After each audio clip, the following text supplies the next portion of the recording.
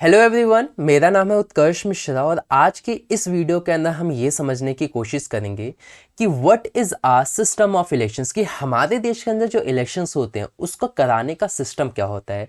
वैसे तो इस टॉपिक के अंदर बहुत कुछ हमें समझना है, जैसे कि इलेक्शंस कैसे होते हैं अपने देश के अंदर, किस हिसाब से बंटवारा किया जाता है, अलग अलग कॉन्स्टिट्यूंसीज बनाई जाती है, जो पॉलिटिकल पार्टीज़ होती है किस तरीके से अपना कैंपेन करती है, क्या चीज़ें कैंपेन में कर सकती हैं, क्या चीज़ें कैंपेन में नहीं कर सकती। बहुत कुछ हम समझेंगे।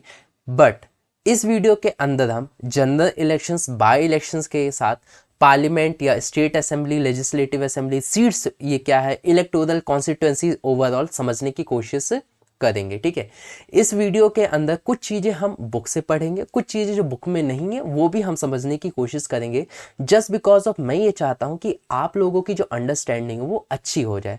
ठीक है, इसी वजह से कुछ चीज़ें आपको बुक में मिल जाएंगी, कुछ चीज़ें नहीं मिलेगी, पर चीज़ें सीख लेना आप लोगों के लिए ज़रूरी है क्योंकि आगे आपको 10th क्लास में पढ़ना पड़ेगा, तो अभी सीख लो।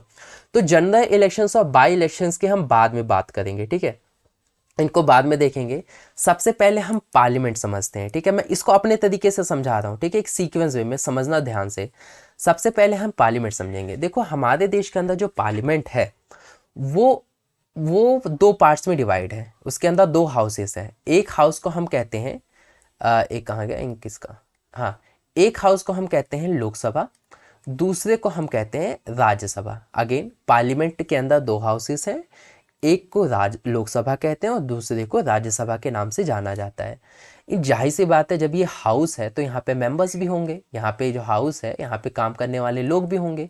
अब ये सब काम क्या करते होंगे? काम तो बेसिकली यही है कि देश के लिए भला करना, पॉलिसी बनाना, बहुत तरीके के काम है, लेकिन मेन काम तो इनका यही होता है कि देश के लिए पॉलिसी बनाना, अच्छे अच्छे कानून बनाना, वाद विवाद करना। ठीक है, अब होता क्या है कि जो लोकसभा का जो मेंबर है या फिर राज्यसभा का मेंबर हो, इन मेंबर्स को हम पता है किस नाम से जानते हैं? इनको हम जानते हैं एमपी कहकर जानते हैं, इन्हें हम एमपी कहकर बुलाते हैं।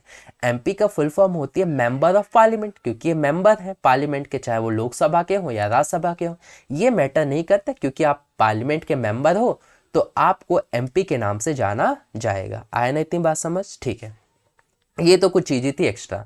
राज्यसभा को छोड़ते हैं, लोकसभा से हम आगे चीज़ों को कंटिन्यू करते हैं।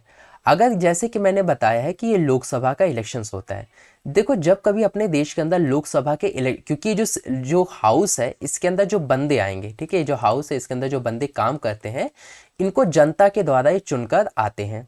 अब इनके लिए इलेक्शंस करवाए जाते हैं, कहते उसे हम उन इलेक्शंस को हम लोकसभा के इलेक्शंस के नाम से जानते हैं। अगर आपने लोकसभा के इलेक्शंस तो नहीं सुना होगा, तो लेकिन पीएम का इलेक्शंस तो आपने जरूर सुना होगा कि देखो पीएम के इलेक्शंस हो रहे हैं, तो आप पीएम के इलेक्शंस को ही आप समझ जाना कि इसे हम कहते हैं कि लोकसभा के इलेक्शंस हो रहे हैं। दोनों एक ही चीज़ है। आए नहीं इतनी बात समझ? ठीक है, अब होता यूं है कि जब भी जो पीएम होता है वो क्या किसी एक स्टेट का होता है? दिल्ली का है, हरियाणा का नहीं है, ऐसा तो होता नहीं है। हमारे देश के अंदर जो पीएम है वो पूरे इंडिया का है। ठीक है, चाहे वो हरियाणा हो चाहे वो पंजाब हो। तो इसी वजह से जो पीएम जब इलेक्ट करना होगा कि हमें अपना पीएम चुनना है, तो हम पूरे इंडिया के अंदर वोटिंग होगी ना, पूरे इंडिया के अंदर वोटिंग होती है। तो ये मान लेते हैं अपना ये पूरा इंडिया है, तो इसी पूरे इंडिया को हम अलग अलग पार्ट्स में डिवाइड कर देते हैं। ये क्योंकि पूरे इंडिया के लोग एक ही साथ एक जगह तो वोट दे नहीं सकते, हम उनके पॉपुलेशन के बेस पर हम बेसिकली उनको अलग अलग पार्ट्स में डिवाइड कर देते हैं। इस पूरे इंडिया को अलग अलग पार्ट्स में डिवाइड कर देते हैं। ठीक है, और ऐसे सर कितने पार्ट्स बना दिए जाते हैं, हम कितने पार्ट्स में डिवाइड कर देते हैं इंडिया को? मैक्सिमम 543 पार्ट्स में, अभी करंट का डाटा यही है, 543 पार्ट्स में हम डिवाइड कर सकते हैं इंडिया को, अगर पीएम के इलेक्शन सुनना है। तो कहने का मतलब ये है कि सर लोकसभा के अंदर 543 मेंबर्स होंगे। बिल्कुल सही कि भाई जब 543 डिवाइड है तो कितने मेंबर होंगे? 543 होगी। तो सर यहाँ से अब होता है क्या, कोई हम इलाके को लेते हैं। ठीक है, इस इलाके के अंदर अलग अलग पॉलिटिकल पार्टीज के बंदे खड़े होते हैं। ठीक है, मान लेते हैं ए पॉलिटिकल पार्टी का है, बी का है और ये सी का है, मान लेते हैं। ठीक है, इलेक्शंस में खड़े हैं, जो भी जीतता है, यहाँ से मान लेते हैं बी वाला पर्सन जीत गया, अगर ये जीता तो इसकी सीट लोकसभा में हो जाएगी, मतलब ये लोकसभा का मेंबर बन जाएगा और ये दोनों मेंबर नहीं बनेंगे। साफ सिंपल फंडा यही है। आया ना इतनी बात समझ? अब इस चीज़ को यहीं रखते हैं, अब समझते हैं स्टेट लेजिस्लेटिव असेंबली। देखो, जब भी हमारे देश के अंदर वैसे कई तरीके के चुनाव होते हैं, जैसे हम एमसीडी के चुनाव होते हैं, ठीक है, आपने सुना होगा पीएम के इलेक्शंस हो रहे हैं, आपने सुना होगा सीएम के इलेक्शंस हो रहे हैं। पीएम और सीएम का इलेक्शंस तो बहुत सुना होगा आप लोगों ने, बहुत पॉपुलर इलेक्शंस होते हैं इनके। तो देखो, जब भी, अब ये तो हो गई लेवल की बात, मतलब पूरे इंडिया की बात हो गई। अब जो सीएम होता है वो किसी एक स्टेट में ही रहता है, जैसे फॉर एग्जांपल ये दिल्ली है, तो जो दिल्ली के अंदर जो सीएम है वो दिल्ली तक ही तो उसका पावर रहेगा, लेकिन पीएम का तो पूरे इंडिया भर में पावर रहता है। अब ध्यान रखो, ये चीज़ बहुत ध्यान से समझना कि जब कभी दिल्ली के अंदर सीएम का इलेक्शंस होगा तो उसी दिल्ली को अगेन हम पार्ट्स में डिवाइड करेंगे, क्योंकि चुन के आने हैं बंदे, ठीक है, इनको अलग अलग पार्ट्स में डिवाइड करेंगे।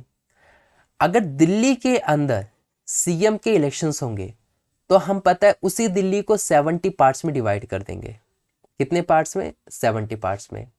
दिल्ली के अंदर अगर हमें पीएम के इलेक्शंस करवाने हैं, ठीक है, या लोकसभा के इलेक्शंस होने वाले हैं दिल्ली के अंदर, तो उसी दिल्ली को 7 पार्ट्स में डिवाइड कर दिया जाता है। अभी का डेटा तो यही है, क्लियर। अगर दिल्ली के अंदर हमें एमसीडी के इलेक्शंस करवाने हैं तो उसी दिल्ली को हम कितने पार्ट्स में डिवाइड कर देते हैं? 250 पार्ट्स में डिवाइड कर देते हैं। अब सर ऐसा क्यों, कहीं पे 250 है, कहीं पे 7 है, कहीं पे 70, सब में यूनिफॉर्म जैसा क्यों नहीं है?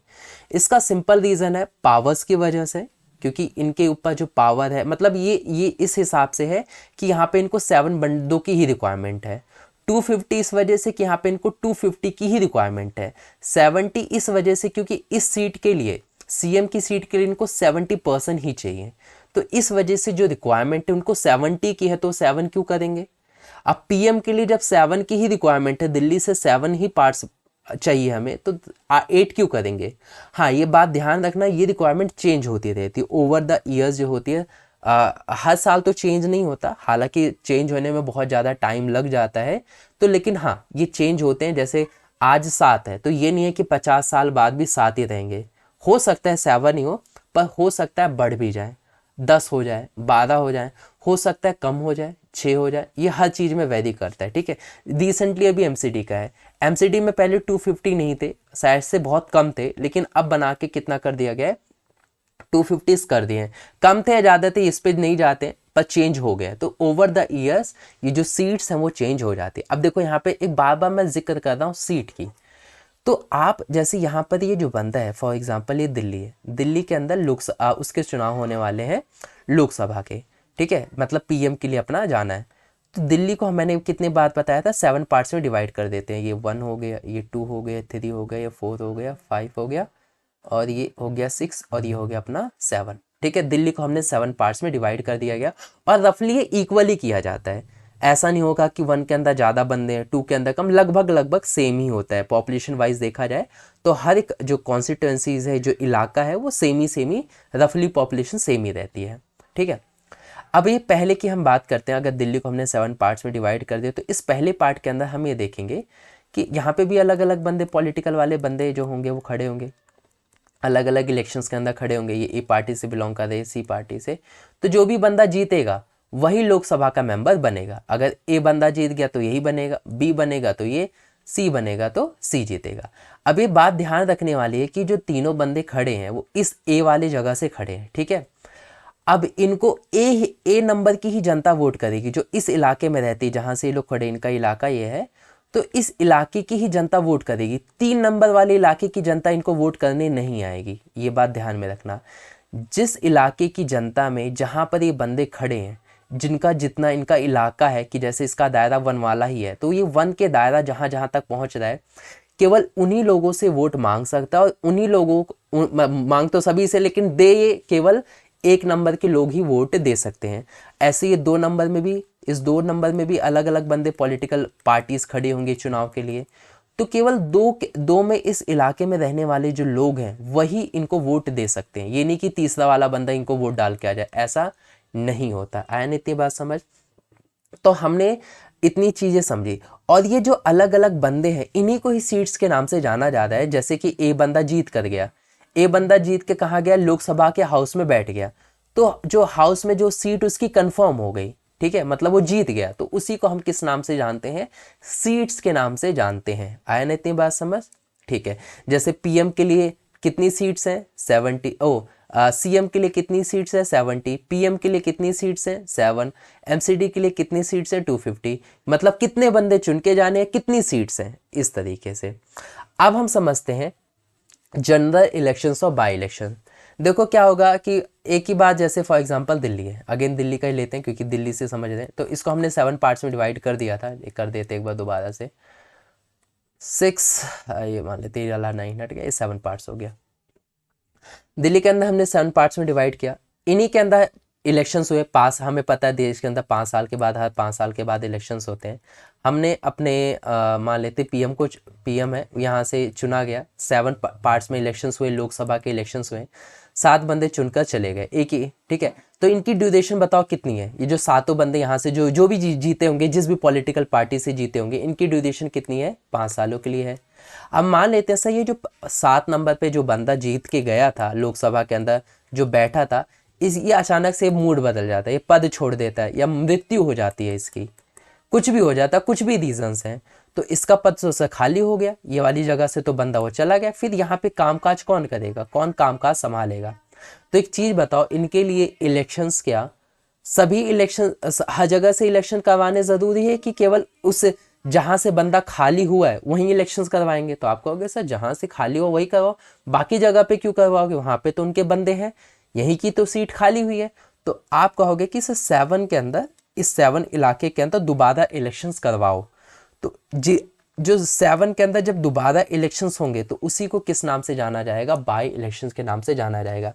मान लेते हैं जो पुराना वाला बंदा है उसने 3 साल तक रूल किया, उसके बाद उसकी मृत्यु हो गई, तो अब पूरी जगह पे दोबारा इलेक्शंस नहीं होंगे, केवल उसी जगह पे इलेक्शंस होगा जो बंदा चुनकर आएगा। क्या वो सर आने वाले 5 साल के लिए रूल करेगा या फिर जो बच गया है, क्योंकि 5 सालों के लिए रूल करना था तो 2 साल बच गए हैं इसके, तो वो पेंडिंग वाला पूरा करेगा। तो आप इसका करेक्ट आंसर है पेंडिंग वाला। कितना साल रह गया है, 2 साल रह गया है ना, तो वो 2 सालों के लिए बचे हुआ जितना भी पेंडिंग ईयर था उसको कंप्लीट करेगा। आया ना इतनी बात समझ।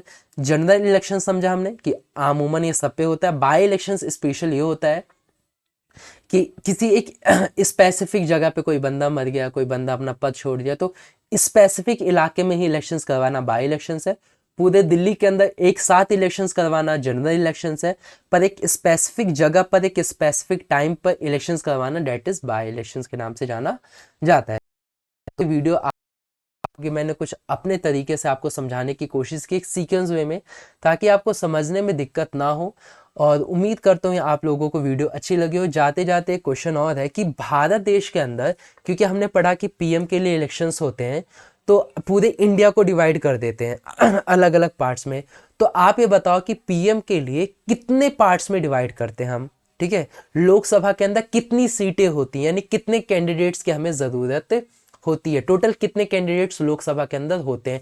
इसको आप कमेंट सेक्शन में ज़रूर कमेंट करिए और लाइक कमेंट एंड शेयर करना तो मत भूलिएगा। मिलते हैं आप लोगों से नेक्स्ट वीडियो में। वीडियो अच्छी लगी है तो ज़रूर आप अपने दोस्तों में शेयर करिए। चलिए मिलते हैं आप लोगों से नेक्स्ट वीडियो में।